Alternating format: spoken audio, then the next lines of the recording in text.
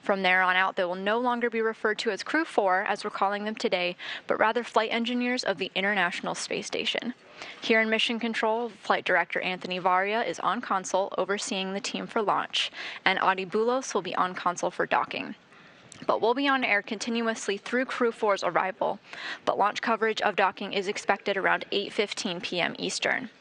And that's it for Mission Control. I'll toss it back to the team in Florida. Daryl, I'm excited for launch. How's it looking? All right, thank you, Chelsea, and so are we. We're looking great weather-wise here. Range is green, weather is green, and, well, we're green. Green and ready to go for this launch. We are just T-minus 23 minutes and counting from the launch of Crew-4, the fourth astronaut rotation mission to the International Space Station under NASA's Commercial Crew program. And it's going to be a good one, folks. The four astronauts are strapped in: Commander Kjiell Lindgren, pilot Bob Hines, and mission specialist Jessica Watkins and Samantha Cristoforetti. They are strapped into their seats inside Crew Dragon Freedom. And we can see a live shot of their rocket as we look to the screen right now. That is the Falcon 9. The rocket fueling operation is well underway. The launch escape system is armed, and that means Crew Dragon is prepared to launch itself away from the Falcon 9 rocket in case of an emergency on the pad or even after liftoff. So far, operations look and sound as expected. We are counting down to that liftoff at 3:52 and 55 seconds in the morning, Eastern Daylight Time. And so far, everything has looked right on. It has. It's wonderful to see just 22 minutes and 32 seconds remaining on the clock. I'm starting to get really excited. When you were sitting inside that spacecraft, how did you feel? Well, at that point, you are really focused. You've sort of stopped with the chit-chat and the storytelling, and you are very much watching the progress of the propellant loading, knowing that the time is counting down, and you're just really starting to get your head in the game and be ready for what's happening next. That's a very serious part of the countdown, is that propellant flowing in. You can see those systems as you're looking on your screen and monitoring them.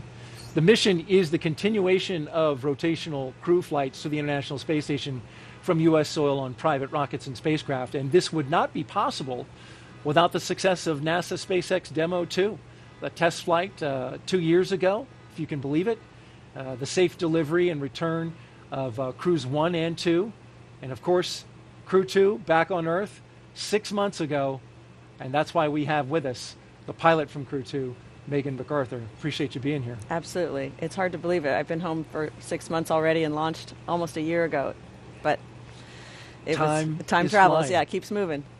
It was 6 months that you were up in space. Do you notice that you were in space like now? Have you the symptoms of having been up in space for that long completely passed? Or? I would say they're 90% back to Earth normal. And, there's some lingering things like back pain and, some joint pain and things like that will pop up that, I go, well, am I just older now or is Earth just harder? But for the most part, back to normal. Very good. Well, you've done a wonderful job for us tonight, and we appreciate it. As we continue to count down, we're looking for the next call out, which should be stage 2 RP1 load complete. It'll be followed by strong back chill has begun, and then we'll start loading stage 2 with liquid oxygen.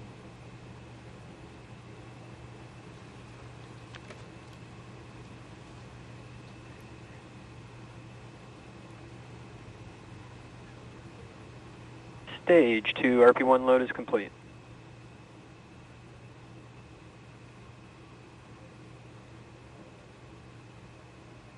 You can see the condensation coming off the rocket, that super chilled LOX, chilling down everything, including the skin of the rocket, so that it condenses the humid Florida air, and you see there the clouds are coming off, but at the very top it's also venting.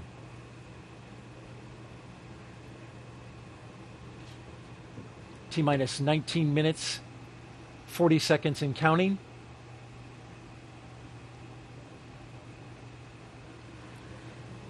It's an impressive sight. I forget that I can also look over my shoulder and see it in real life. In fact, you just did that. We can't see you on camera, but Megan turned and wanted to see that it was the same thing she's looking at on screen, and indeed it is. We are bringing you live pictures of the launch of Crew-4 from the Kennedy Space Center in Florida. Liftoff time 3:52 a.m. Eastern Daylight Time.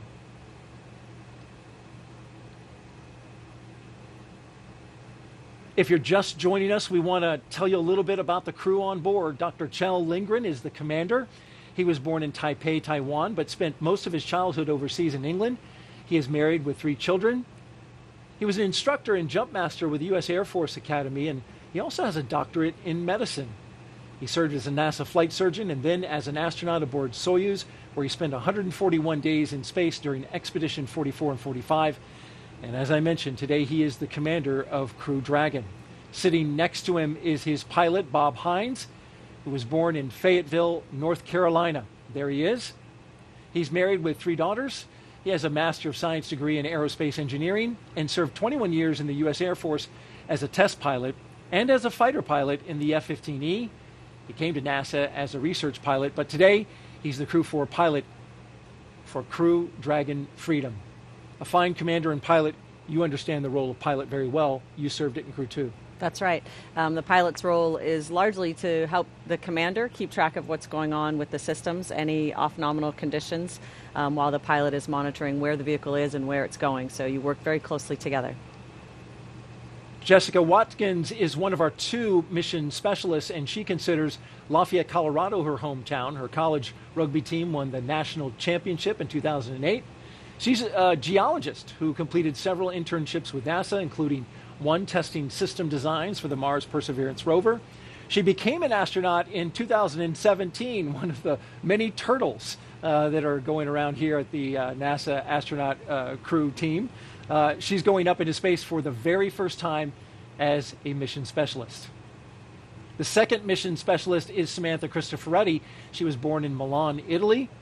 She has 2 children. She's a fighter pilot, and in 2013, Cristoforetti launched into space aboard a Soyuz for a long-duration spaceflight to the International Space Station. Several years later, she was awarded the Knight Grand Cross of the Order of Merit from the President of Italy. And today she returns to space with Crew-4, 2 fine mission specialists. Now, each of these 4 crew members will be a part of Expedition 67 once they arrive at the International Space Station. If you are here locally and watching this broadcast and want to step away from the screen, Stage 2 lock load has begun. Just heard the call out for Stage 2 prop load. As I was mentioning, if you're listening to the radio, you can find the launch coverage on the frequencies you see at the bottom of your screen. VH radio frequency 146.940 on the megahertz scale, and UHF radio at 444.925 in the FM mode on the megahertz scale. All of that can be seen, heard rather, here on the Space Coast. Megan, let's talk a little bit about your science. Your team spent 199 days in space, a record, you call it 200, a SpaceX record for an entire crew of astronauts. With all that time spent on board Space Station, can you explain how Space Station acts as that orbiting laboratory where Crew-4 is heading right now? Absolutely. So Space Station is obviously a very unique environment, right? It's long-term access to micro-G environment that scientists can't replicate or simulate accurately here on Earth. So it's the ability to run these experiments that teach us fundamental things about the physics of fluid mechanics, about combustion, things that we can't, again, replicate on Earth that can lead to discoveries that can benefit us in space but can also benefit us back on Earth, like understanding diseases well enough to create new treatments for them, or understanding combustion in a new way to allow us to build cleaner burning engines. You mentioned some of the science that you've worked on. What was your the most impressive and stands out to you in your mind? Well, it's hard to choose a favorite, but of course one that is always popular is one you get to eat. So we got to participate in the Plant Habitat 4 experiment, where we grew chili peppers that hailed from Hatch, New Mexico. And so we got to monitor them over a period of many months. It was a fruiting plant that took a long time to germinate and to fruit. And for long duration missions will provide an important vitamin C and other minerals for crews on long duration missions. And they were also just really tasty. So that was a lot of fun. That's a bonus. And, growing plants in space is part of deeper space exploration, especially growing them in mass amounts, right? So that you can feed a crew. Absolutely right. It'll be an important part of those future missions. Crew-4 will fly aboard a brand new Dragon capsule, by the way, that the astronauts named Freedom. But the booster has flown 3 previous times, and there you can see it there with the sooty-covered NASA meatball right above them. That's Crew-4 below, standing next to their booster. This flight will be the 4th for that booster, which is a first for NASA and ESA astronauts. Now, at the time that booster lights and takes that crew into space, the International Space Station will be 260 miles over western Romania. We talked a little bit earlier about chasing down station. Well, when this thing lights, Crew-4 will then spend the next 16 hours chasing down the International Space Station for a rendezvous at 8:15 this evening. And there's a special guest there. That is an Apollo astronaut, Harrison Schmitt. He is a moonwalker, you may recall. One of the 12 men who walked on the moon. He launched on the night of December 7th, 1972, from the same launch pad we're using tonight, pad 39A. And then 3 days later, Schmitt and Commander Gene Cernan landed on the moon. What an honor to have him watching tonight. He, a geologist, watching another geologist, Jessica Watkins, going up to space today, so they share that. And Harrison Schmitt, one of the 4 surviving astronauts who walked on the moon. Buzz Aldrin, David Scott, Charlie Duke, and Harrison Schmitt. And they are a national treasure. Megan, we are T-minus 12 minutes and counting. Some final thoughts as we get ready to light this candle for, by the way, Samantha Cristoforetti's birthday was yesterday. Yes. What a big birthday candle. That's right. It's a pretty good birthday celebration, I think. She's going to enjoy that. But what will they experience the moment of liftoff? The moment of liftoff is really, it's hard to describe. I've heard it described as lots of different things. A kick in the pants, someone hits your chair with a baseball bat. It's almost indescribable because you start moving so fast and you're accelerating so fast the whole time that it's just a sensory overload. You're really, really moving fast. And on our crew, people enjoyed that very much. There was a lot of hooting and laughing basically in response to that. And as the rocket changes its speed, it accelerates down and then back up again. You feel all of that, and it's a tremendous ride. Astronauts from Crew-4 getting ready to experience that. We're about to watch this launch. So at T-minus 11 minutes and 25 seconds, let's toss it to Andy at SpaceX in California. Daryl, Megan, thank you so much. It's getting more and more exciting here as we are just about 11 minutes until liftoff. Things are still looking great for both Falcon 9 and Dragon. Falcon 9 began loading propellants at the T-minus 35-minute mark. We should finish around the T-minus 2-minute mark. Right now, densified liquid oxygen is loading and continuing on the first stage. And again, this is going to wrap up around the T-minus 2-minute mark. The Dragon mission director and team are reporting no issues. Communication checkouts are complete. The crew access arm is retracted. The launch escape system is armed, and the crew is strapped in and ready to go. Final instructions to the crew come in at the T-minus 10-minute mark. The crew displays will be configured for launch. This setup gives the crew insight into how the launch is proceeding and provides constant update on vehicle health. At T-minus 5 minutes, we'll be in terminal count, and the Dragon will transition to internal power. And we'll hear continued callouts on the countdown nets as we get closer and closer to liftoff. Range and weather are both green. Right now, I am joined by Dan. Dan, after ascent, we're going to hear some callouts for different types of abort modes, right? Yeah, that's right. On the way uphill, you'll hear. SpaceX, please confirm crew displays are configured for launch. Freedom confirms. Displays are configured for launch. SpaceX SpaceX copies Crew-4, and on behalf of the entire SpaceX team, we're honored to have you aboard Dragon Capsule Freedom today. It has been a privilege working together to prepare for this launch to the International Space Station. We wish you a great mission, good luck, Godspeed, and time to let freedom fly.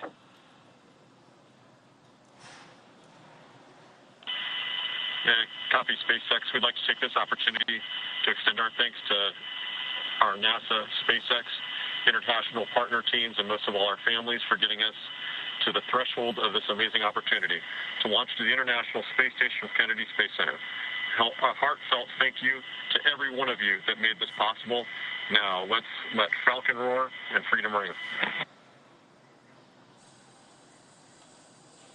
Okay, so crew displays are configured. The crew just reported they're good to go. They're ready to launch. Saw a couple of fist bumps there. But yeah, as you mentioned, we'll hear a couple of different call-outs on the way uphill, a combination letter and a number. You'll hear 1A right at liftoff, and these just correspond to the different abort modes. There's 2 for the first stage, and then A through E for the second stage, and these are telling the crew essentially which direction Dragon's going to be pointing when it performs a burn of those Super Draco engines. Also gives you an idea of where they're likely to come down if we have an abort on the way uphill. But you'll hear those throughout the flight uphill. You'll also hear a number of call-outs from some of the key positions on the Falcon 9 team, the guidance, navigation, and control officer, and also the prop lead. And we're going to be looking to hear trajectory nominal, propulsion nominal, just as we make that flight uphill. It's going to be about a 9-minute trip from ground to orbit, and right now we're just 8 minutes away, and we've got a couple more events coming up starting at right around 7 minutes, right, Andy? Yeah, in about 50 seconds at T-minus 7 minutes, we're going to begin engine chill on the first stage engine. This is where we inject a small amount of super chilled liquid oxygen into the Merlin engine turbopumps before letting the full flow of LOX during ignition. So we do this in order to make sure that we don't shock the engines because liquid oxygen is so cold. We actually do the same exact things for the second stage engine, and that happens during ascent, but we should hear the call out after liftoff for that as well. And again, that is coming up in about 15 seconds, and we should hear the call outs over the nets.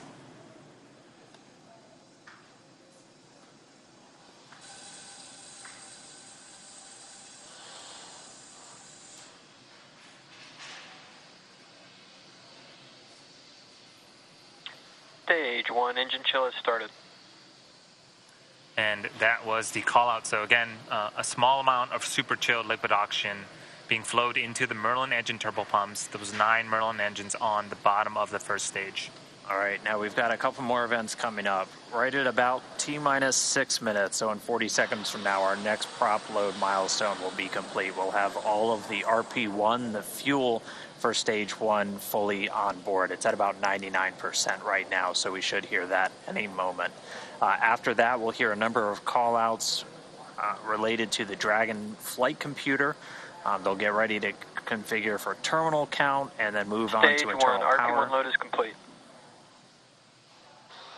And then we hear the RP1 load is complete, so we got that a little early. So all of the RP1, the refined kerosene, is on board the Falcon 9, both the first stage just completing. We already heard that the second stage completed a short time ago.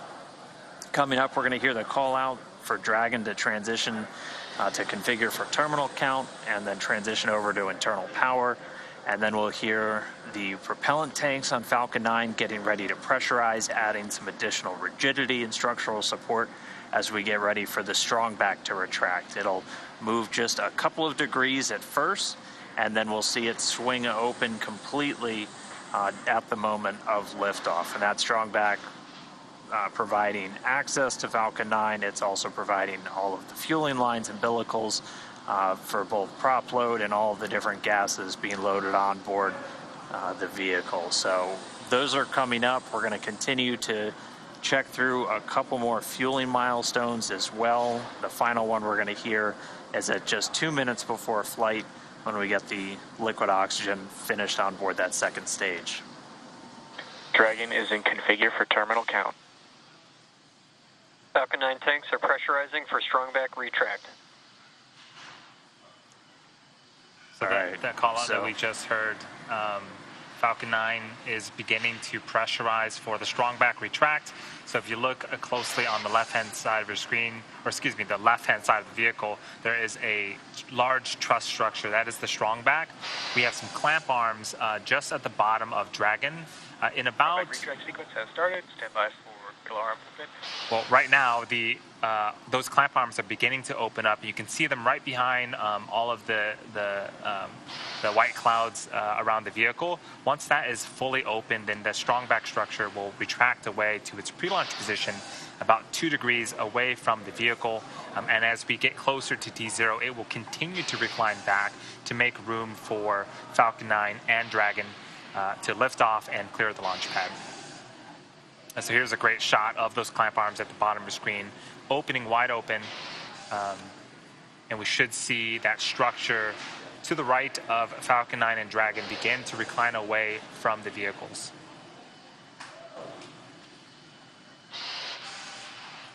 This whole sequence takes about a minute, a little over a minute to fully complete, and we expect this to complete in about 15 minutes.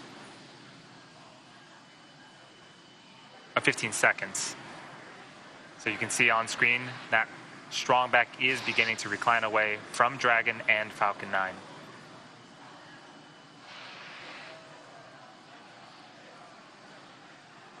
All right, now coming up next is going to be the finish of loading that liquid oxygen on the stage 1. We finish up on the liquid oxygen. Stage 1 LOX load is complete. There we go. All of the oxidizer loaded onto stage 1. Yep, and in about a minute here, we should hear the last call out related to propellant. That's going to be stage 2 LOX load complete. And again, that is the last of propellant loading on the vehicle. Dragon is in terminal count and on internal power. And as we wait for that call out, all of the white clouds that you're seeing on screen, that is normal and expected for us at this stage in the countdown. We'll continue to see them build up as we get closer and closer to D0. We want to make sure that we are keeping the tanks as full as possible, and the warm ambient air of Florida is helping to create those clouds around the vehicle.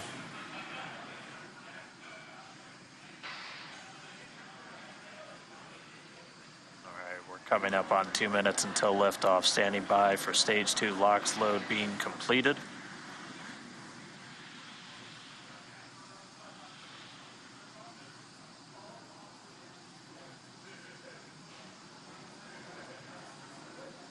Stage 2 LOX load is complete.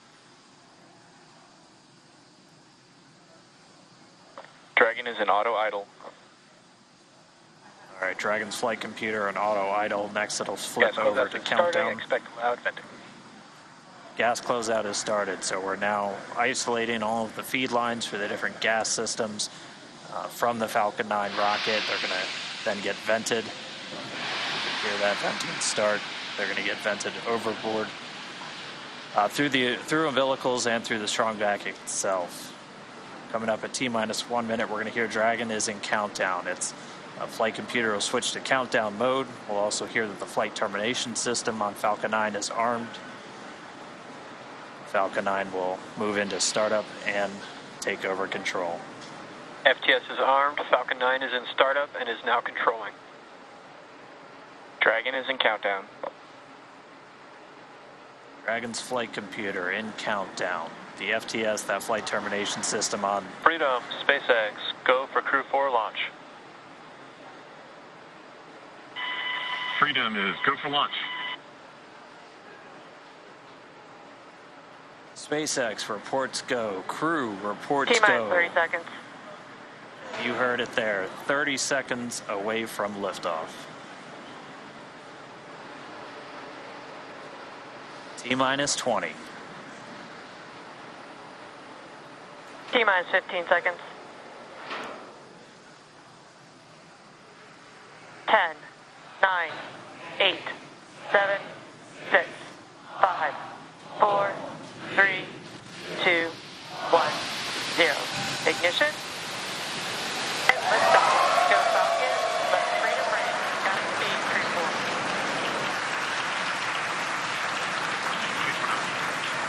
Vehicle Dragon flies forward. Vehicle already pitching downrange. All 9 Merlin engines have lit. Stage 1 propulsion is nominal. Getting good performance on stage 1 propulsion already.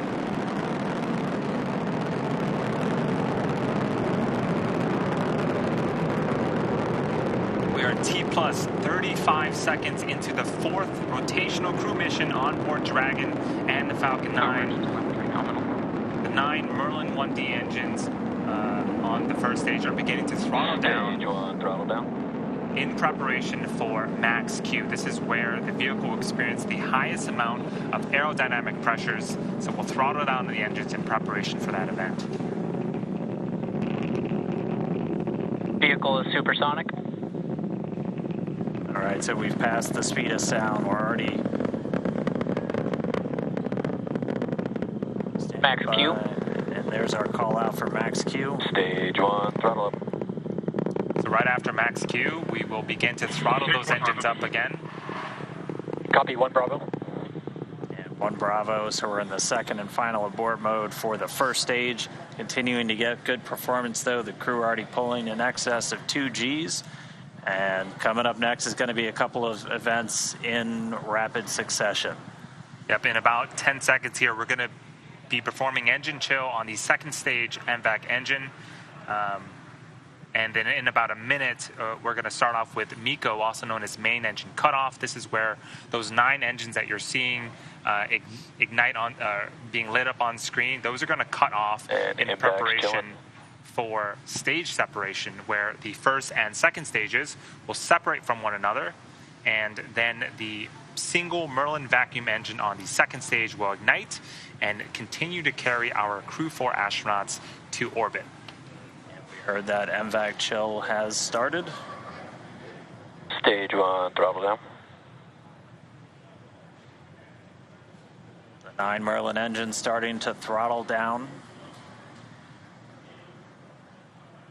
And standing by for MECO.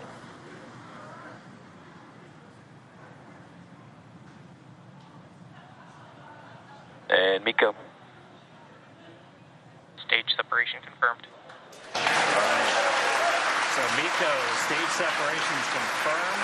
Stage 2 alpha. And ignition. We see that second stage engine light. We're in 2 alpha, the second abort mode. The second stage is lit, continuing to carry the Crew-4 astronauts onto orbit.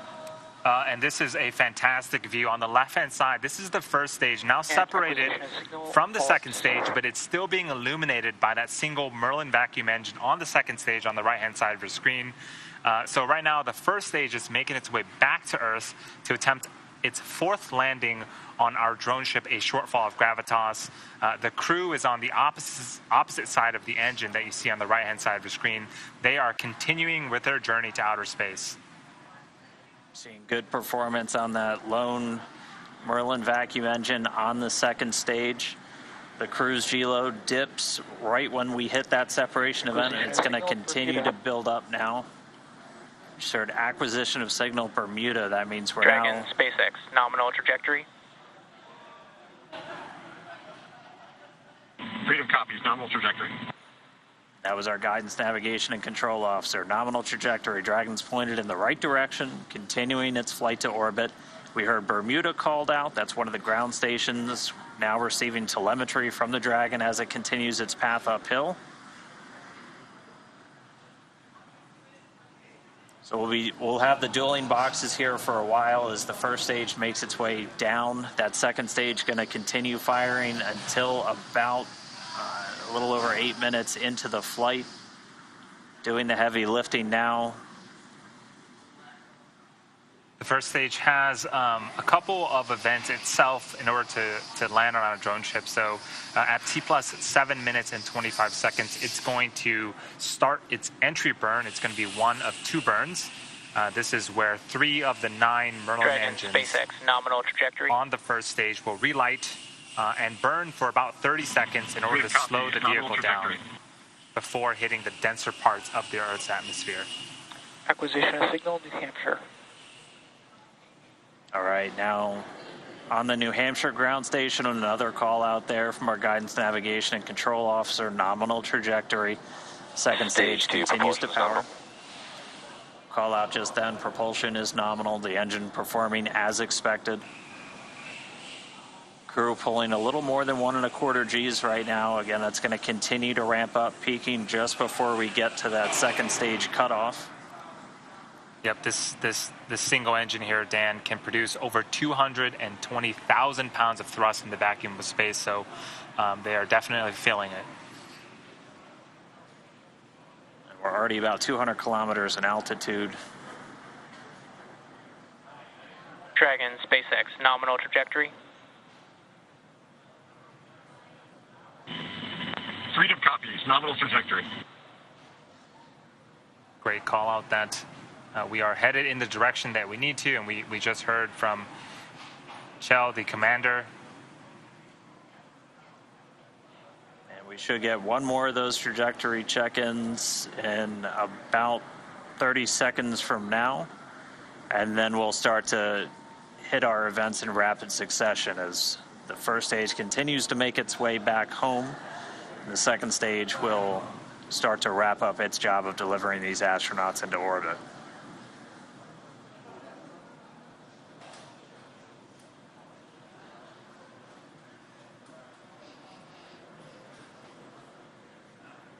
Yeah, we don't see it on screen right now, but the first stage is making its way back to our drone ship in about... Dragon, SpaceX, nominal trajectory. In about 30 seconds here, it's going to start its entry burn. Freedom copies, nominal trajectory. And there was the other call out that you were mentioning, Dan, about the trajectory. Things, again, continuing to look very, very good for the ascent portion.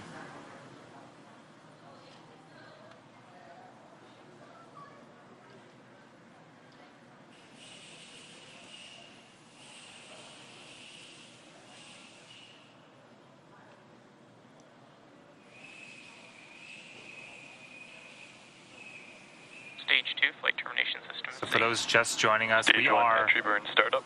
just under 8 minutes into flight. We have 4 astronauts as part of the Crew-4 operational mission. You can see on the left-hand side, this is our first stage with 3 of 9 Merlin engines reignited and slowing down the first stage before we hit the denser parts of the Earth's atmosphere.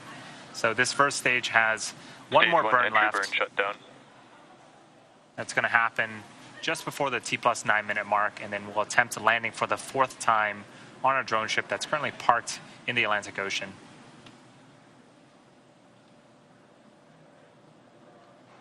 So as that entry burn completes, Terminal guidance. we're in the final stages of the second stage's flight into orbit. We're about to pass through several of the different abort phases, which essentially correspond to areas along the very northeastern seaboard of the U.S. and then across the Atlantic and off the coast of Scotland. But continuing to get call-outs that Stage 2 propulsion is nominal. Copy, Shannon. And the call-out of Shannon, Ireland, that's Stage 1 transonic. indicative of our final abort zone.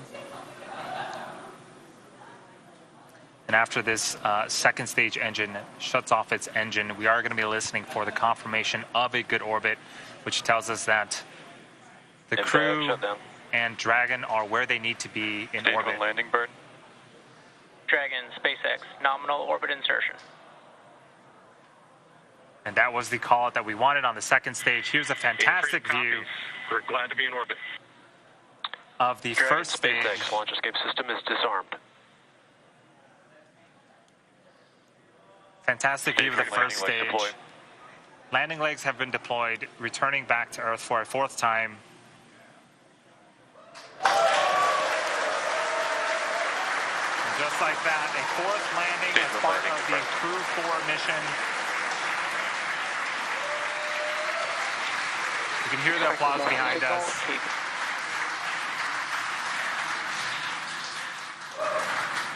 But prior to this, Acquisition of signal, Newfoundland. we saw the crew, we heard that the crew has been successfully inserted into a good orbit, and this is them in 0G, and 2 of them for the first time. And getting a look, it looks like we might have a couple of 0G indicators. I see a turtle in Bob Hines' hands. That is the nickname for the astronaut class from 2017, of which he and Jessica Watkins were a part. I believe we've got a monkey floating over by Samantha Cristoforetti.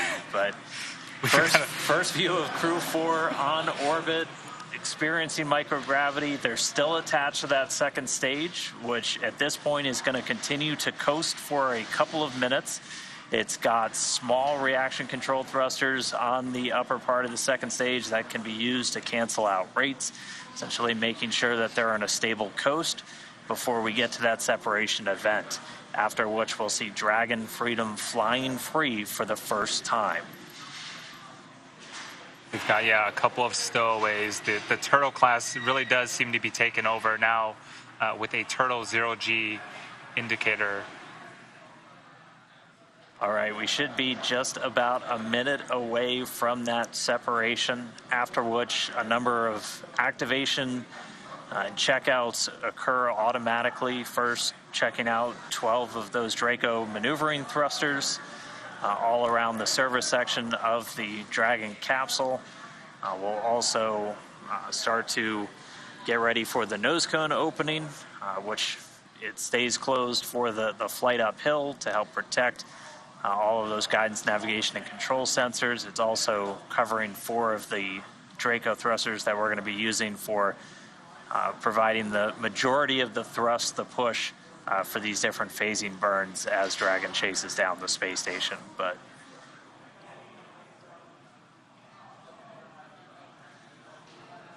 all right, standing by for separation.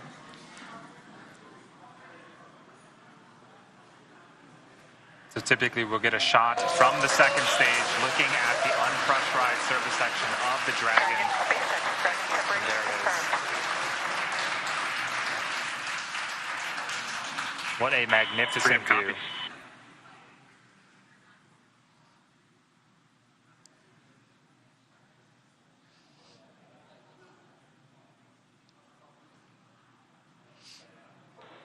And looking like a good separation, good rates. Dragon Freedom flying free for the very first time. So again, now those Draco checkouts are starting, and pretty shortly we'll get to the nose cone deploy, and that's when they'll start to open up hooks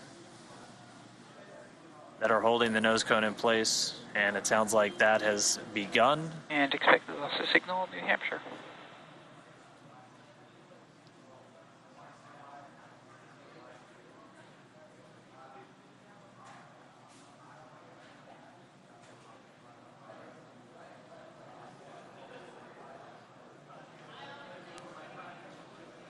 So though the crew, as we see them here inside Dragon, they have separated from the second stage, but they still have about a 16-hour journey before making it to the International Space Station and docking tomorrow, or today, later on today. But it is so great to see them flying free in space. And we did get confirmation that that nose cone deploy sequence has started. So again, those 6 hooks that hold the nose cone in place during the launch and ascent portions have to retract, and then the nose cone will be able to start to swing open and deploy, and that will uncover a number of critical systems for Dragon's flight up to the space station, not the least of which Freedom, LD, I hope you enjoyed your ride. It's been an honor flying with you, Kjiell, Farmer, Samantha, Jessica. Have a safe journey to the space station. Say hi to Crew-3 for us, and we'll look forward to seeing you when you get home. Indeed, the dream is alive. Some words from our CE. Dragon, CE, privilege having you fly with us. Good mission. We'll see you later.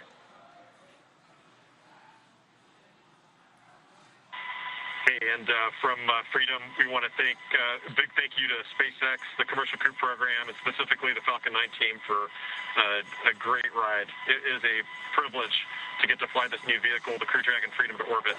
Huge thanks to the teams that assembled and prepared her for flight. We're feeling great and looking forward to the view.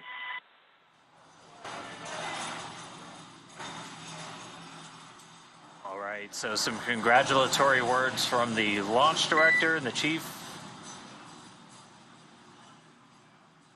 engineer. up to the crew on board Freedom. Kjiell radioing down their thanks for the smooth ride to orbit. So, as Andy said, we've got about 16 hours. And Freedom, SpaceX can confirm nominal dehumidifier activation and service section Draco checkouts.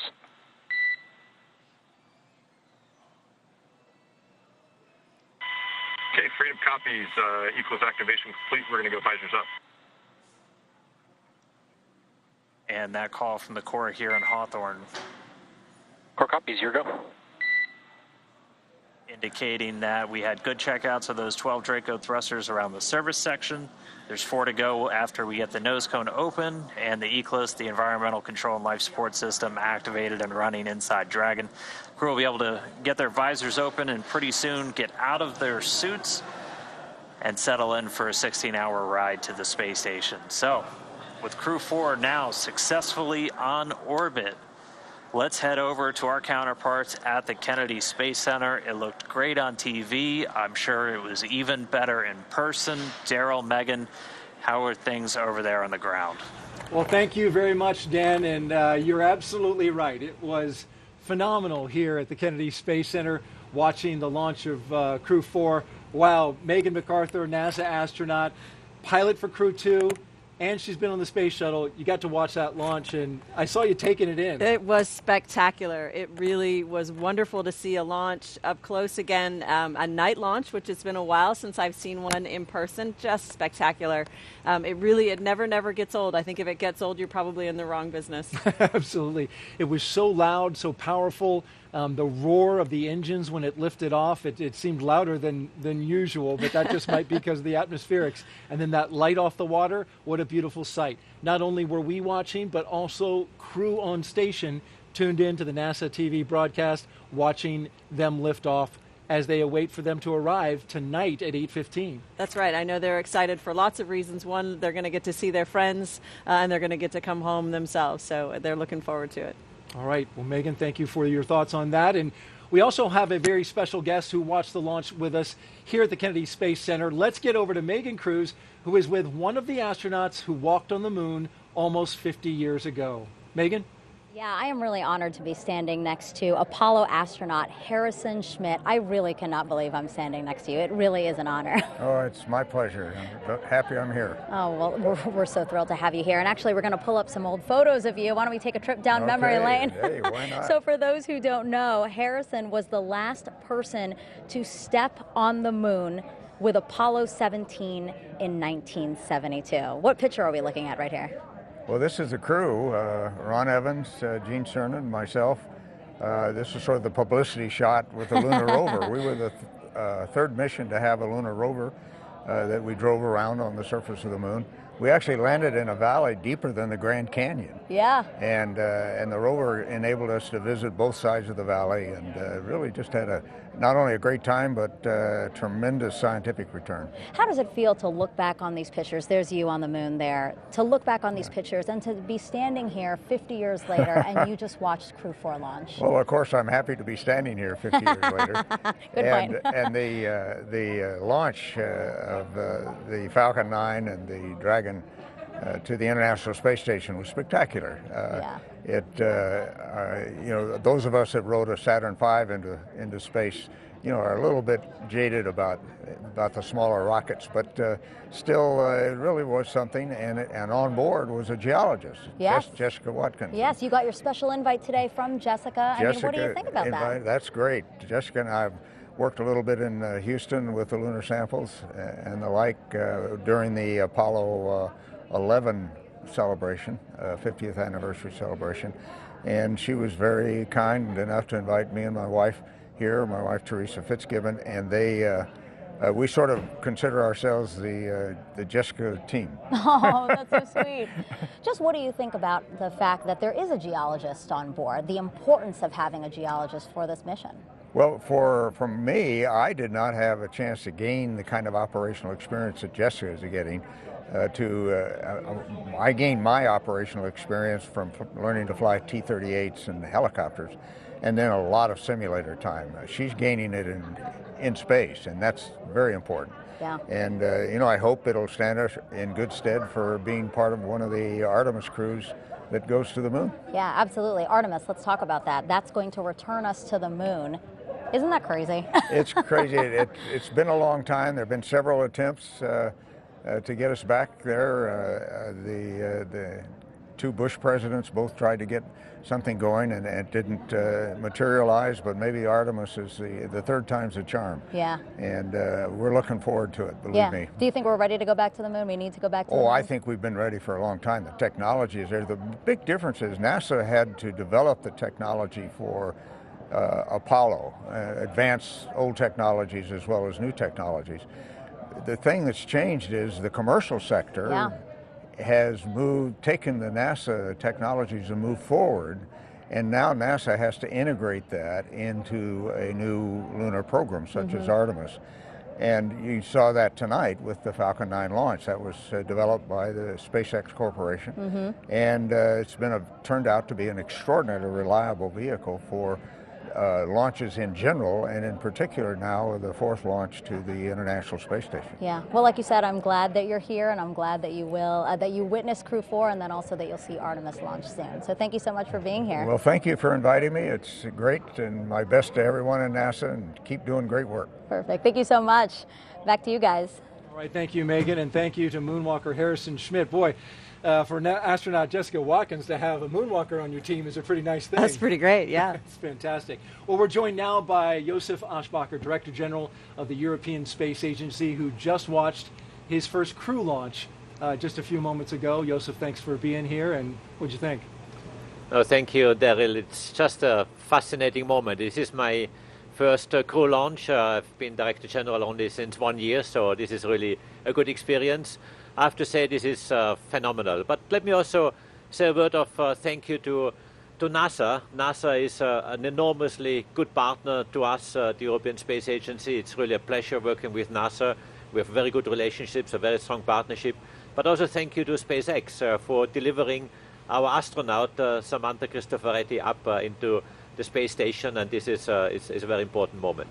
But for us also at the European Space Agency, we are building up a strong human exploration program, and Samantha is the third astronaut now in a row, following Thomas Pesquet, Matthias Maurer, who is in space right now, and now joined by Samantha. So a year and a half of presence of ESA astronauts in the space station is the longest time ever, and therefore for us this is really a very important moment, and I'm very excited personally, but thrilled to see what's coming. Samantha will have a lot of work to do, a lot of experiments.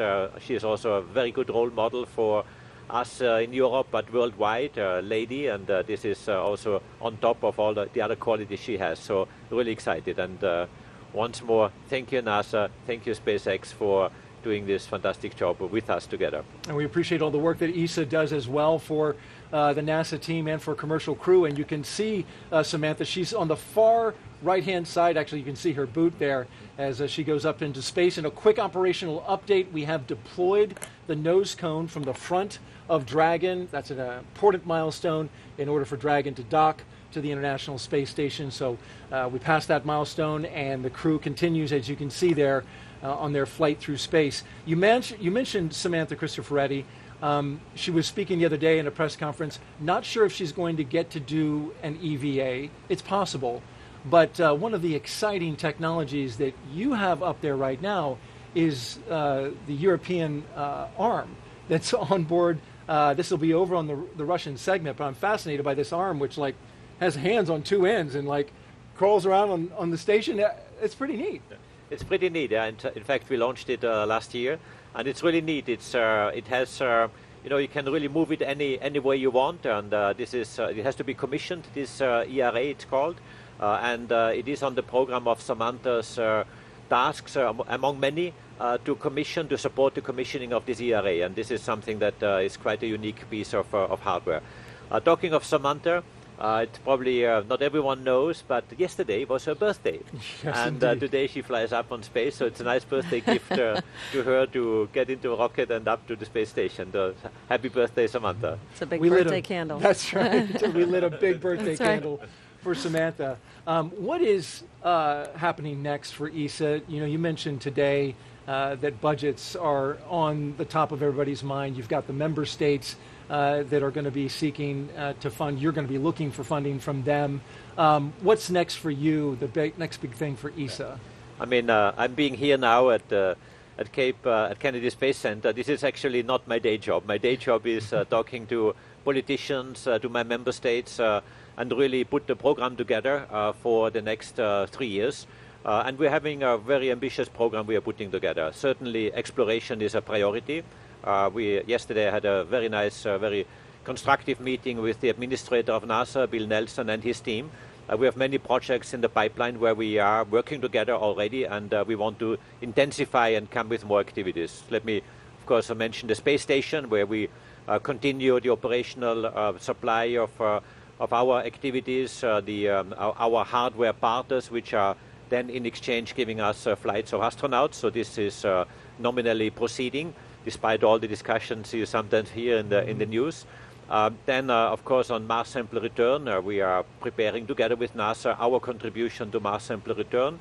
We are also planning missions to the moon. We have a large lander which we are preparing in Europe, which would be, again, a part of contribution to NASA, again, in exchange for NASA flights. This will be a huge one. It will be a truck, actually, going up to the moon, capable of launching or transporting about 1.5 tons of mass to the moon, which of course is necessary to build up bases and the various infrastructure which will be required. And we have many other activities where we work very nicely and very closely with NASA. I should mention also ExoMars. ExoMars was a mission we did prepare together with Russia until very recently, and through the invasion we cannot continue there, obviously. The rover called the Rosalind Franklin rover is ready for launch. We would have shipped it to Baikonur, but of course now I had to stop, I had to suspend this cooperation, and now I have to find new ways of bringing this really incredibly fascinating rover onto the Mars surface. So I'm working now with my member states, obviously, but we're doing industrial studies, and again, NASA has reached out to us, supporting us with expertise on how we could bring this rover now to the Mars surface, and replacing obviously those components that have been Russian with European ones, or possibly with some help of the US. So we have yet to see that, and decisions are being prepared right now. We have decisions on that in the July timeframe. But our big moment of ESA is in November, when we come with a big package of next space programs to our member states to fund our activities for the next 3 years. Well, good luck with that. Good luck with continuing to work the ExoMars. That was a bit of a blow. But your moon stuff, we've got part of your hardware over there in the VAB right now. And so have you had a chance to go over there and see the SLS rocket? I have seen, of course, the SLS rocket. I've seen it last time in the VAB. I've seen it just the day before yesterday out in the open air. And I have to say, this is so impressive. I'm very proud to be part of the SLS. You see a little ESA logo under the NASA logo, because we provide the ESM, the European Service Module, a very element on the critical path. And again, once more, thank you, NASA, for this strong partnership, which we enjoy working with you. All right. Josef Asbacher, Director General of ESA, thank you so much for making time and joining us, and good luck to you. Thank you very much. All right, well, mentioning the International Space Station, NASA recently announced the International Space Station would be extended another 8 years and then decommissioned.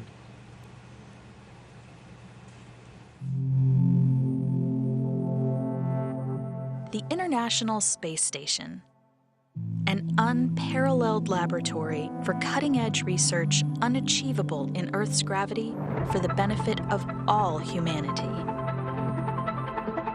An observatory for Earth's evolving climate. A beacon of international collaboration. And our home until 2030. As the station enters its third decade, it is busier than ever, developing technology for human exploration missions to the Moon and Mars, finding new ways to combat disease, and acting as a testbed for in-space manufacturing of advanced materials and new medical products.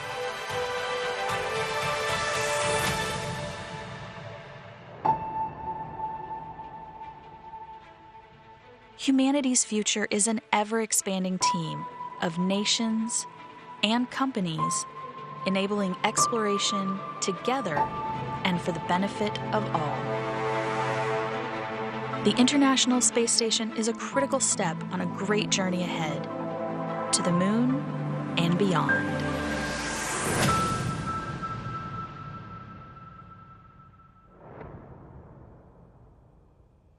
Today's launch is the 4th operational mission for NASA's Commercial Crew program. It has seen many successes in just a few short years. NASA's Megan Cruz is back now with some leadership from our NASA program. Megan. Yeah, I'm here with Dana Hutcherson. She's the Deputy Manager of NASA's Commercial Crew program. It is really great to have you here. Thanks for having me. So what did you think of today's launch? It's so exciting. You know, the launches never get old. I'm always excited to get to see a launch and to be up here on the balcony and hear new people watch the launch. It's always just a breath of fresh air to hear that. Yeah. You know, our mission's not done though, so we're always watching, and I don't breathe a sigh of relief until we actually land the crew. So what I thought was really cool, though, is right after a liftoff, pretty shortly after a liftoff, we heard the Commander Kjiell give you guys a shout out, the Commercial Crew program a shout out. Yeah, exactly. I think that was really awesome. We have a lot of great people that work in our program, and a lot of people that spend tireless days working with them, both SpaceX and NASA, and all of our teams that work together. So really appreciate that shout out from Kjiell. Well, is this program, would you say, accomplishing what it set out to do when it was created 11 years ago? Yeah, I do believe it has. I mean, it was cost-effective, safe, reliable transportation to low Earth orbit and to the International Space Station. So yes, I believe we have definitely achieved that goal. And also working with these commercial companies, building multiple commercial spaceflight systems, delivering our astronauts to space. It's also opened up the doors for the private industry as well, and so enabling that space transportation for the public. So it's just, we actually had 2 private missions in the last year, right, that SpaceX has accomplished. So I think our goals in the Commercial Crew program, we've gone above and beyond on meeting those goals. Yeah, you've really been the springboard into what we can expect to be our near future, it sounds like, with all these commercial programs, like you said. Exactly. It's a new era with NASA and the commercial and human spaceflight, for sure. Dana, thank you so much. I appreciate you being here. All right, thank you. Daryl and Megan, back to you. All right, thank you very much, Megan.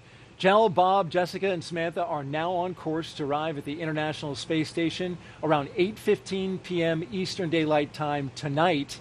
And NASA TV will stay on the air for continuous live coverage along Crew-4's entire ride to station. Meanwhile, SpaceX's YouTube channel will join live coverage starting roughly 2 hours prior to docking. And though our coverage here at Kennedy Space Center is concluding, we will turn it over to the team in Houston to take us through the next phases of Crew-4's mission, all the way through arrival at the International Space Station. Megan, when they arrive at the International Space Station, you were talking about a moment ago, it's a big moment. You arrived, you finally got there. It is such a big moment. It is sort of the culmination of so much training, not just your mission-specific training, but something that you have been, working towards pretty much your whole career. And so it's a fantastic moment to come through the hatch, to see your friends there waiting for you, smiling at you. There's a lot of emotions, just a lot of joy, and you're about to get started on a pretty great adventure. Bob Hines and Jessica Watkins flying for the first time. I wonder what that was like for them. Well, I'm sure they're still talking about it and still processing it, right? Yeah. I mean, it's a lot of things that happen so quickly that it's hard to take it all in, and they'll be talking about it for days to come, I think. But we're going to see great things from them, from all 4 of them, once they reach the International Space Station. I think big smiles all around, but lots of great work as well. Absolutely, and we look forward to seeing the work that they will do.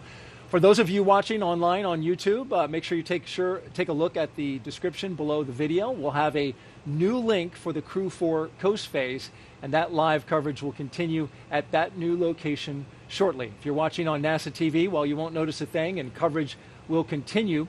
Also, a post-launch news conference is scheduled for 5:30 a.m. Eastern Daylight Time on NASA TV. And you can find mission updates at any time on Twitter, at NASA, at SpaceX, and on the web at nasa.gov, including the timing on any potential live tours of Dragon Freedom during the trip to the station. Now, before we sign off, I want to thank Megan MacArthur for being on the launch broadcast and sharing your incredible insight and experiences on an overnight that started yesterday and ran into today. Really appreciate it. You Absolutely. did a fantastic job. It was totally worth it. Oh, fantastic. It was great to hear you say that.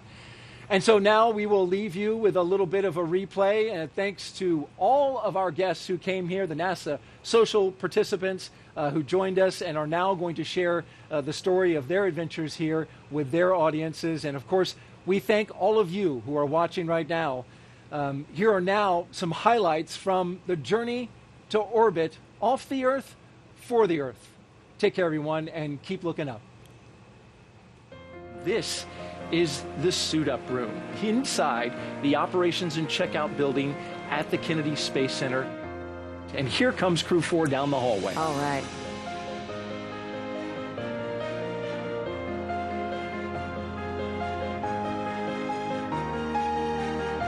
There they are. There they are. Jessica Watkins, Bob Hines, Kjiell Lindgren, and Samantha Cristoforetti. Samantha and Jessica there. Bob Hines and Kjiell Lindgren. And here come Jessica and Samantha.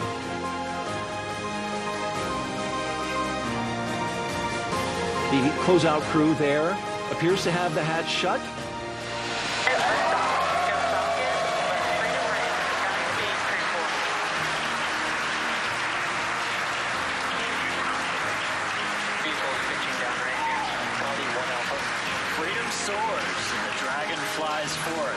Vehicle already pitching down range. All 9 Merlin engines have lit. Propulsion is nominal.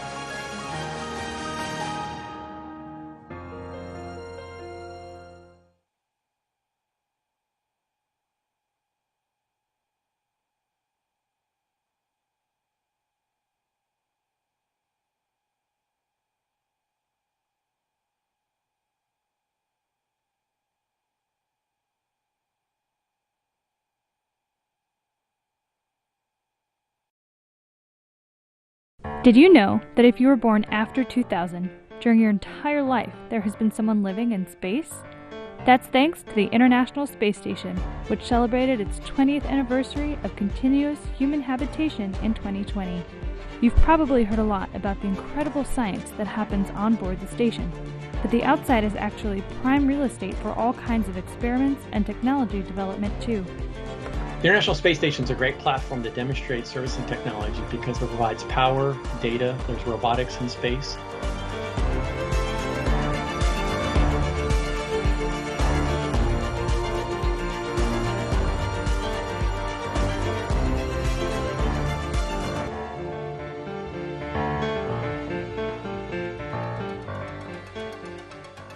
With Tech on Deck, we'll be talking about some key experiments that have taken place outside in the harsh environment of space, which will help us advance human exploration. Nexus is NASA's Exploration and In-Space Services Project Division at the Goddard Space Flight Center. The goal of the division is to usher in a new era of more sustainable, affordable, and resilient spaceflight, both near the Earth, around the Moon, and deep into the solar system. Many members of the Nexus team started off with the Hubble telescope servicing missions. We've taken that technology, applied that to robotic servicing. From robotic refueling missions that will help spacecraft live longer and journey farther to autonomous navigation systems, NASA's Exploration and In-Space Services Division has taken advantage of the wonderful opportunity station offers to test new technologies. As we look to exploring our solar system and beyond, and establishing a sustained human presence in space beyond low Earth orbit, many of these technologies will play a key role. We use the robots on Space Station to demonstrate the technologies needed to enable satellite servicing in the future.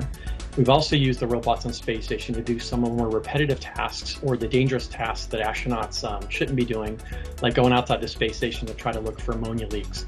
Robots are very good at moving fine, delicate positions, moving back and forth, doing those sorts of tasks that would be challenging for humans to do. In order to live in space, astronauts will first need to reach their far-out destinations like Mars. This will require refueling and replenishment of oxygen supplies, things the robotic refueling missions worked to demonstrate on station. They will also need to be able to construct, maintain, and repair their habitats, as well as adapt to unforeseen circumstances.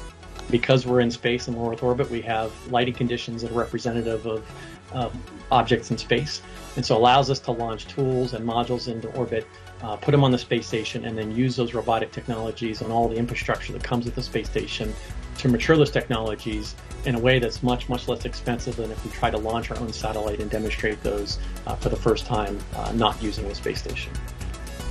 For these endeavors, Nexus has worked with astronaut tools, satellite servicing, and on-orbit assembly and manufacturing will do the trick. We develop the technologies that are needed to advance exploration in ways you can service satellites in the future, build satellites and build structures on orbit, refuel satellites on the way to other planets, repair those satellites much like we do on that side of space station. Both humans and robots are used to maintain habitats in space. We're developing technologies that can be used by NASA and others to make those a reality. The International Space Station is the perfect testing ground for technologies that will be used to propel humans farther than we've ever gone before. The station is helping us build the necessary foundation to make it possible. Outside of the International Space Station, space can be a lonely place. Most satellites are designed to live their lives alone, and we have yet to find life outside of Earth. This means that when we launch a spacecraft or satellite, for the most part it's on its own, and has a limited lifespan based on when critical items like fuel run out, or something breaks. You wouldn't throw away your car if it ran out of gas, and thanks to the advent of modern-day robotics, software, and computing power, we will soon be able to apply that logic to satellites.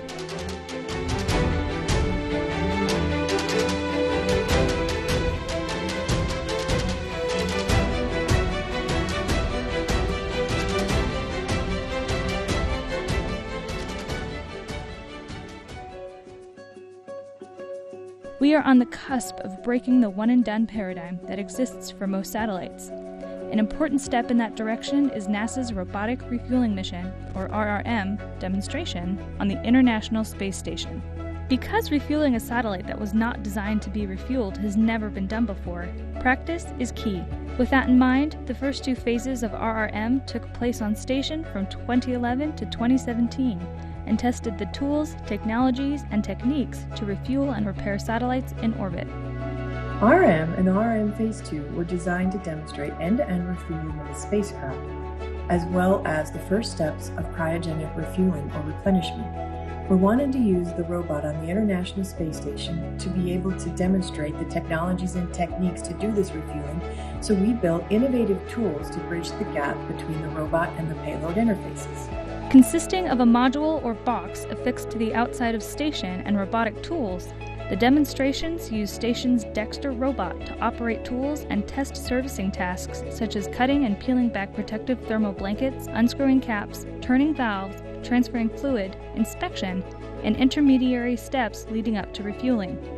Once we were all done, we were able to transfer fuel end-to-end through a spacecraft fill and drain valve that wasn't designed to be robotically refueled. The RRM demonstration helped test and prove technologies that will make refueling satellites not designed to be refueled possible, something that will be further demonstrated by NASA's on-orbit Servicing, Assembly, and Manufacturing 1 mission. But it also helped to lay the groundwork for designing future satellites in a way to make them more easily serviceable.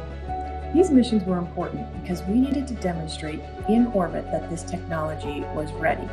There were a lot of people that felt that at the time of RRM that the technology was so far in the future that they didn't feel what we were talking about was possible. So we needed to demonstrate in orbit this technology so that we could start changing the paradigm and incorporate these technologies into the future spacecraft designs and missions. RRM Phase 1 and 2 were all about preparing an interface for refueling, which in many ways is half the battle. To robotically refuel a satellite, you need to perform a series of highly dexterous tasks to even access the valve. The next step is to actually perform refueling tasks, which is what the next phase, RRM-3, has been demonstrating on station over a series of operations since 2018. RRM is a critical piece of the sustainable spaceflight puzzle that helps us with the ability to robotically refuel, repair, and maintain satellites in both near and distant orbits, well beyond the reach of where humans can go today.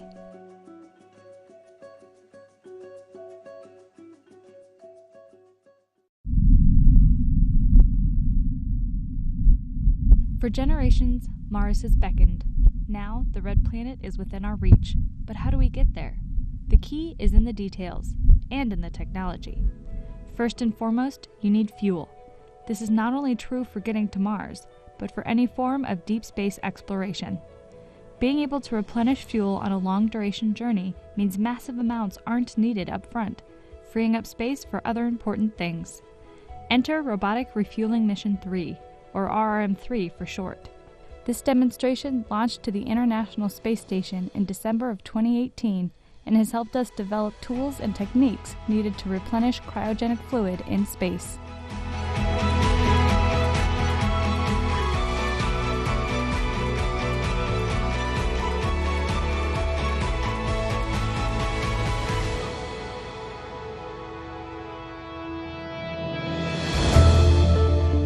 Transferring cryogenic fluids has never been done before in space. These super cold fluids can be used as propellants, coolants, or for life support systems. Being able to replenish these fluids that run out, otherwise known as consumables, is an important part of the sustainable exploration roadmap. Not just for Mars, but for NASA's Artemis program, which will land the first woman and the next man on the moon. Since refueling cryogenic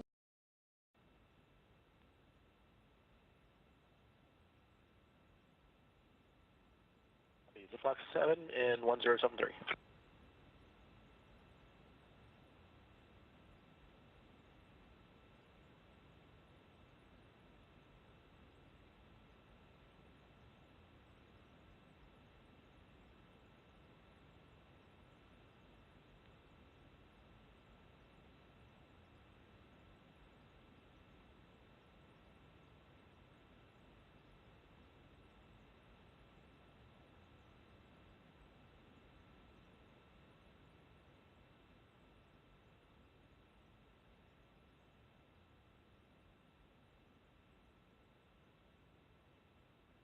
Welcome back to the International Space Station's flight control room here in Mission Control, Houston. We just watched as astronauts Kjiell Lindgren, Bob Hines, Jessica Watkins, and Samantha Cristoforetti launched to the space station as part of NASA's SpaceX Crew-4 mission. Coming up in just a few minutes, or just a few seconds actually, Dragon is about to do what's known as a phase burn.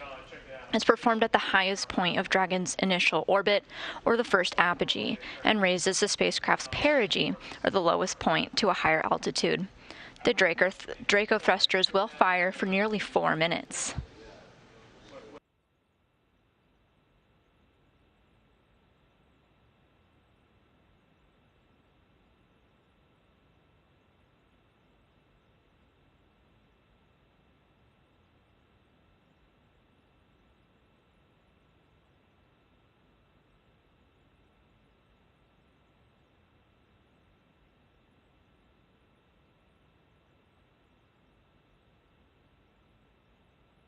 The team here in Mission Control will monitor the burn alongside our colleagues in SpaceX's Mission Control Hawthorne and confirm whether it was a good, successful firing.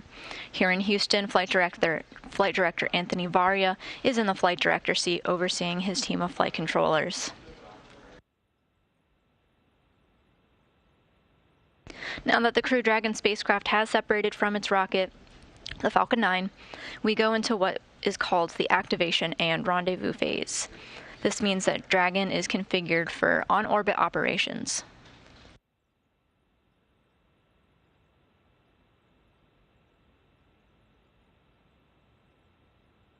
And we got confirmation that the phase burn has begun.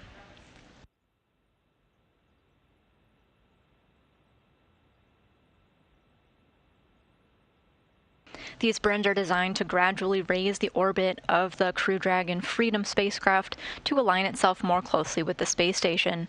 It'll do 5 major burns of the Crew Dragon's Draco thrusters to bring the spacecraft closer to the space station before final approach maneuvers begin.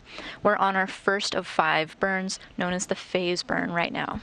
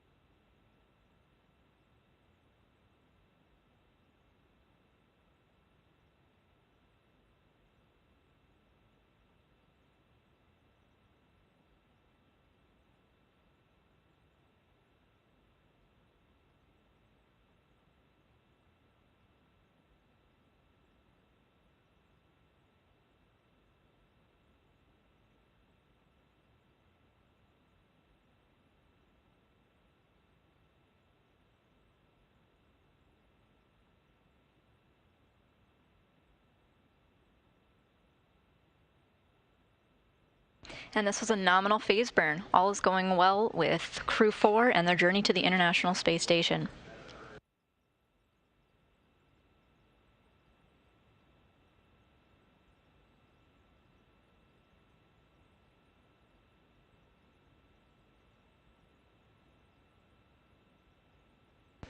The next burn is actually optional for the Dragon spacecraft. It's called the OOP burn, or the out-of-plane burn. Dragon's onboard flight computer will automatically determine if this burn is needed or not. This burn is much shorter than the phase burn, taking less than a minute to complete. This is an educated estimate based on the simulations of the trajectory of Dragon's flight, but ultimately this computer can adjust the length of the burn in real time if needed.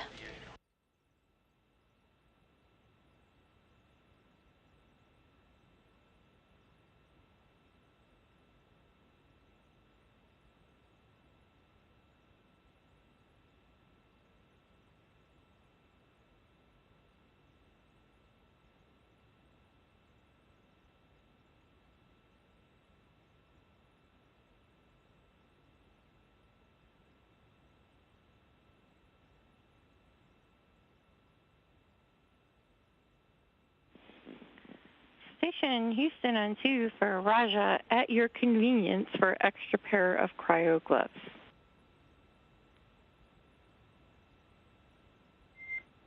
Freedom SpaceX, burn complete, nominal burn.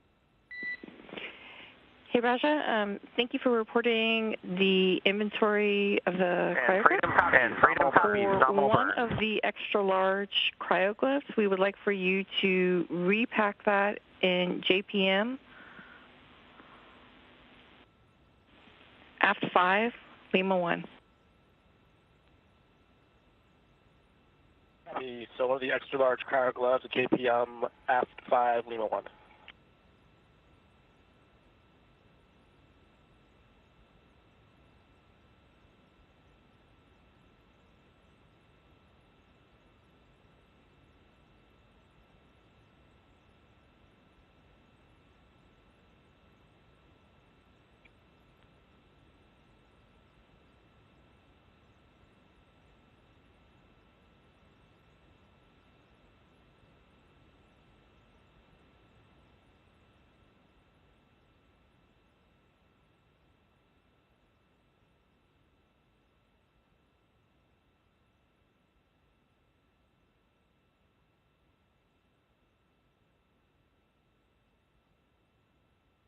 And Freedom SpaceX for upcoming timeline.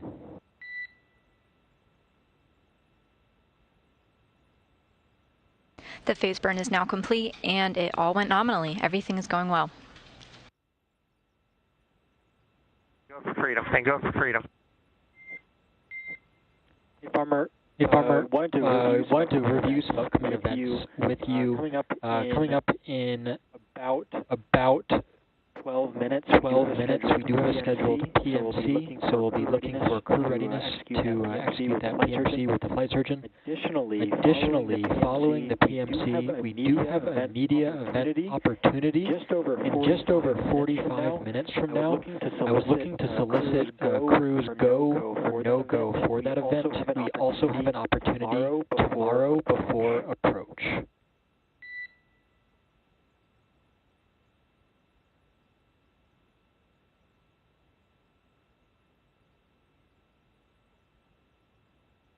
Okay, copy that.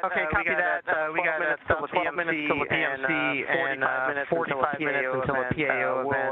We'll talk about that and we'll get your go or no go on that. All right, SpaceX copies. Thanks, Farmer. Additionally, the next burn will be the boost burn per your displays in just over 8.5 hours from now.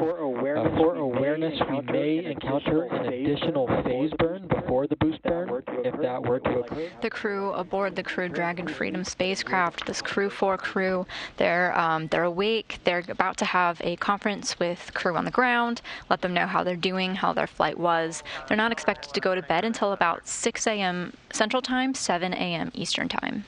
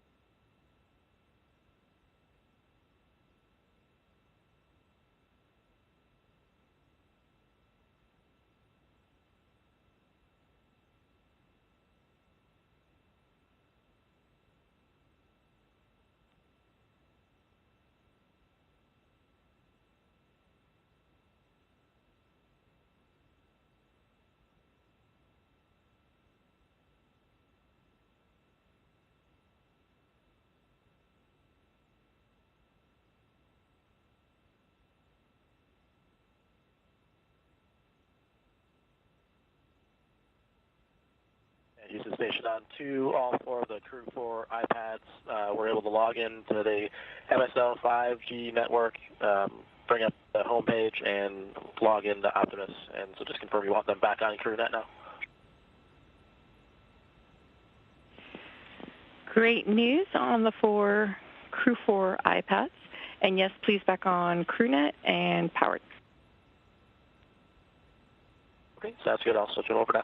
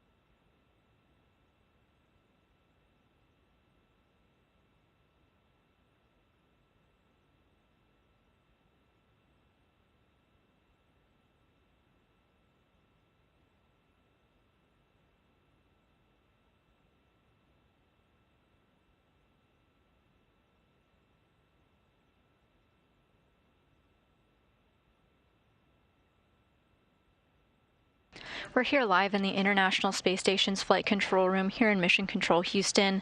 You watched as the Crew-4 astronauts just launched from NASA's Kennedy Space Center. The crew began their journey here in Houston, training together as a crew for several months, and just hours ago we got to watch them put on their suits, ride out to the launch pad, and launch to the International Space Station aboard a SpaceX Crew Dragon capsule that they named Freedom.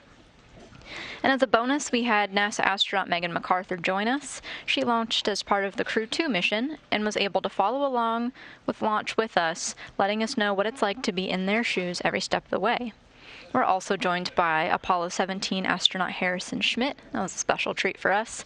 One of the last people to walk on the moon. Of course, here at NASA, we're excited to go back to the moon with NASA's Artemis program. All right, so while launch was incredible to see, the mission goes on. And coming up next, the Crew Dragon vehicle carrying the astronauts will continue coasting to the International Space Station, undergoing a series of 5 burns. The first burn, the phase burn, already occurring.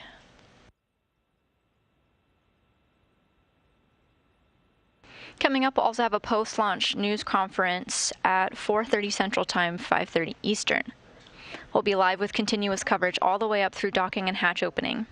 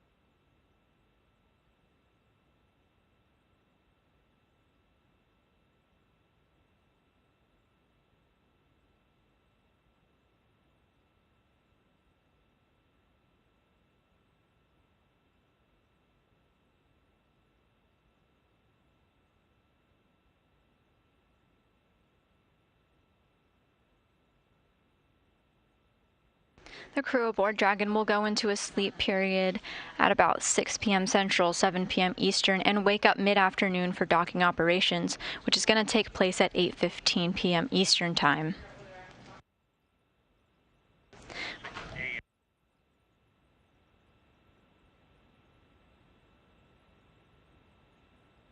They're going to go to bed at 6 a.m. Central Time, waking up mid-afternoon. Meanwhile, the crew aboard the space station already, Crew-3, is getting ready for their docking. They'll perform a number of steps shortly before Dragon arrives to the space station, setting up the cupola, setting up any emergency procedures that they may need to get ready for, and supplies needed, like the space station computer, to monitor docking themselves. This will be an autonomous docking of the Crew Dragon spacecraft tonight, but both the crew in Dragon and aboard the space station are prepped and ready in the unlikely event of an emergency.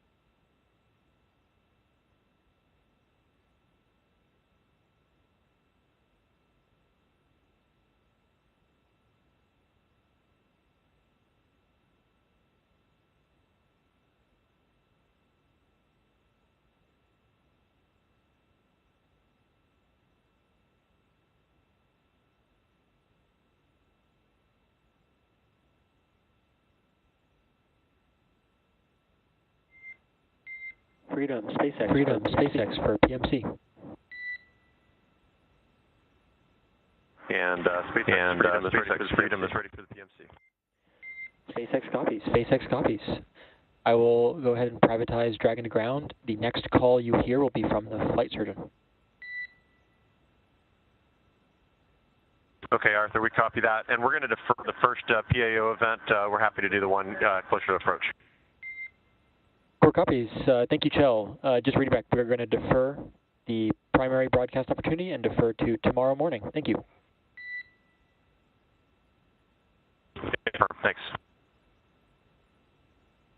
So we just heard call-outs from the crew that they'll be beginning their private medical conference soon, or their PMC, basically meaning that they're going to have private time just between them and their flight surgeons to talk about their health status and how they're doing post-launch.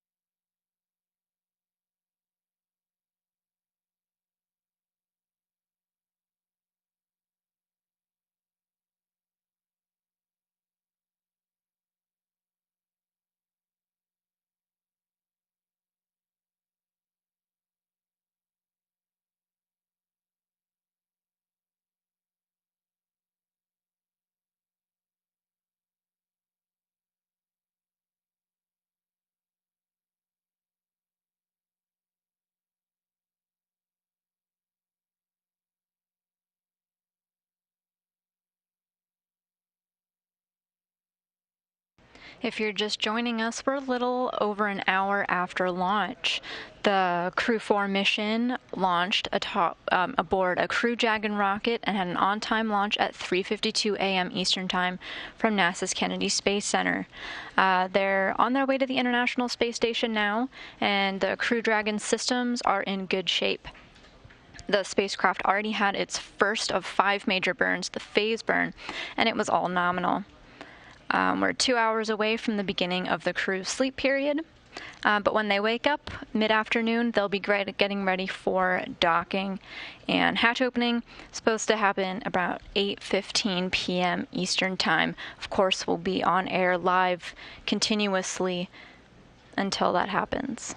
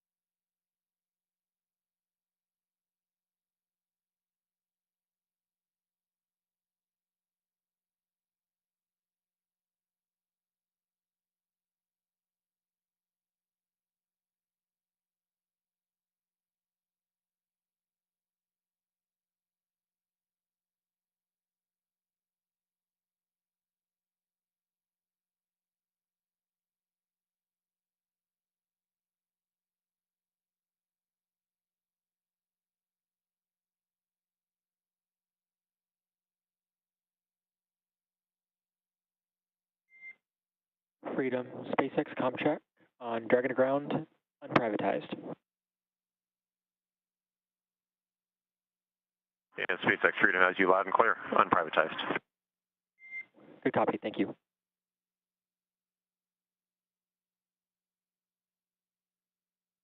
Just to tag up with you, we've got about 26 minutes on suit drying complete, so we've got a little more time on that.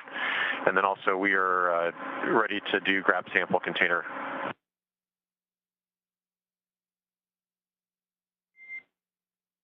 4 copies. I am tracking the suit dry time along with you, and you are go to step into that grab sample.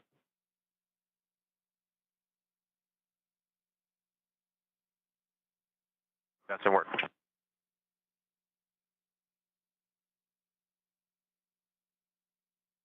You just heard the crew communicating with the ground about some of their activities that they're about to do. This Crew Dragon had an on-time launch of 3:52 a.m. Eastern Time from NASA's Kennedy Space Center. Dragon appears to be in good shape. It had a nominal first burn, which is a phase burn, just one of 5 burns to get it into the vicinity of the International Space Station and prepared for docking. We're about 2 hours away from the beginning of their sleep period. Before that, the crew just now had their private medical conference, so they were able to speak to the crew surgeon about how they're feeling post-launch. Soon they'll also be able to have a meal together. They've already taken off their space suits and are free to move about Crew Dragon. They're expected to head to sleep in about 2 hours. However, we're going to continue our coverage here. We are having a news conference at 5:30 Eastern Time, 4:30 Central. Our guests for that news conference include some mission managers, including Kathy Leaders, the Associate Administrator for Space Operations Mission Directorate, Steve Stitch, Manager of the Commercial Crew Program here at NASA's Johnson Space Center, Joel Montalbano, Manager of the International Space Station Program, Jessica Jensen, the Vice President of Consumer Operations and Integration at SpaceX, and Joseph Oshbacher, the Director General of ESA.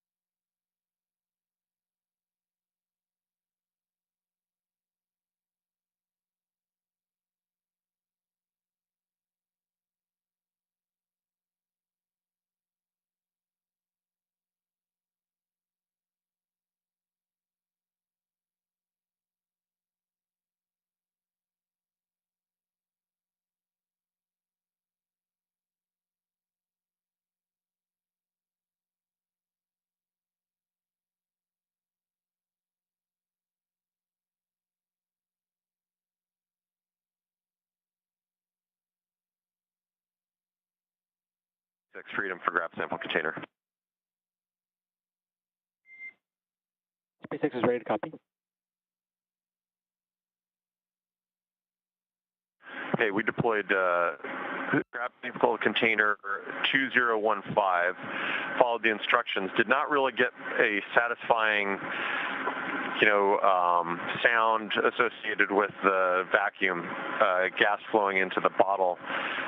So just wanted to check with you and see if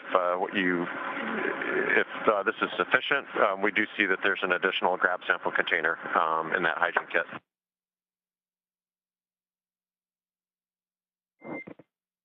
Copy that, Kjiell. Didn't seem like there was a lot of airflow into grab sample container 2015.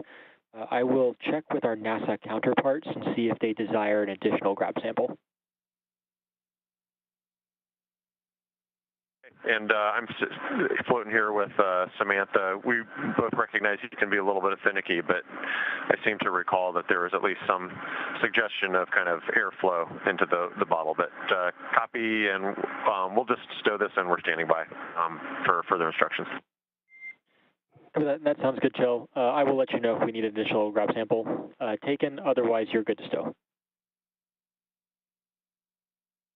Sounds good. Thanks.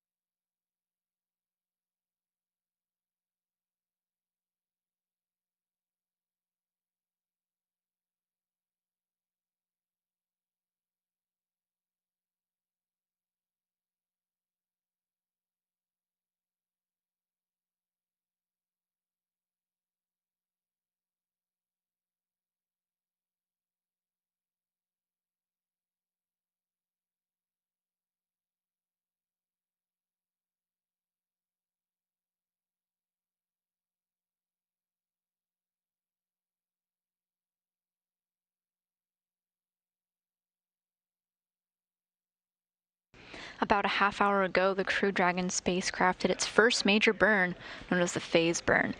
It's performed at the first apogee, or the highest point in its initial orbit. Of our suit procedure, we're going to command the suit fan off, start sewing suits. SpaceX copy is with you in Section 6, and let us know if and when we are welcome back on board with cameras. Copy that. Yeah, we're still working our way through hygiene, so we'll let you know. Thank you.